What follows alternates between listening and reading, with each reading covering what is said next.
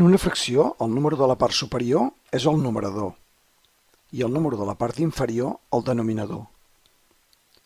El denominador representa el nombre de parts en què dividim la unitat i el numerador el nombre de parts que n'agafem.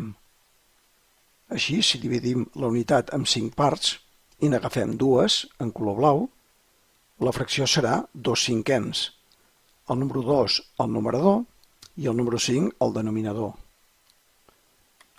Una fracció també representa una divisió de dos números, per exemple quan volem repartir.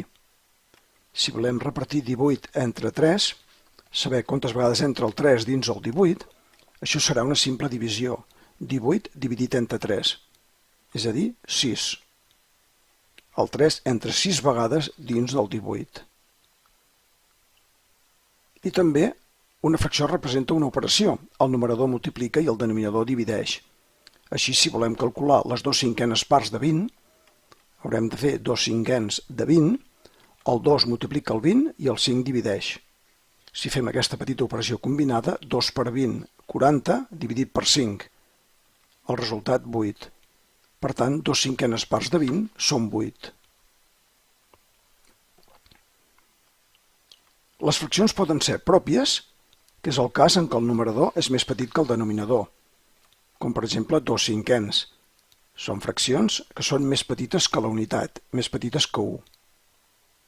O bé, la fracció pot ser impròpia, en el cas contrari, que el numerador és més gran que el denominador, com per exemple en 7/3.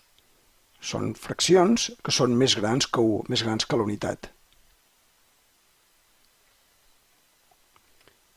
Una fracció impròpia la podem representar, aquest numerador dividit per denominador, com un número enter més una fracció pròpia.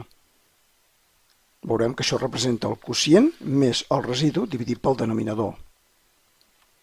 En un exemple, podem agafar una fracció impròpia com 7/3. Si fem la divisió, veurem que el quocient és 2 i el residu, el que falta per arribar a 7, és 1.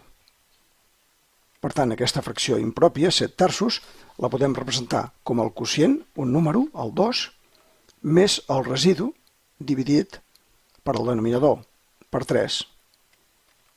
És a dir, tenim un número més una fracció pròpia. I veiem, per tant, que aquest resultat correspon a un número més gran que 1.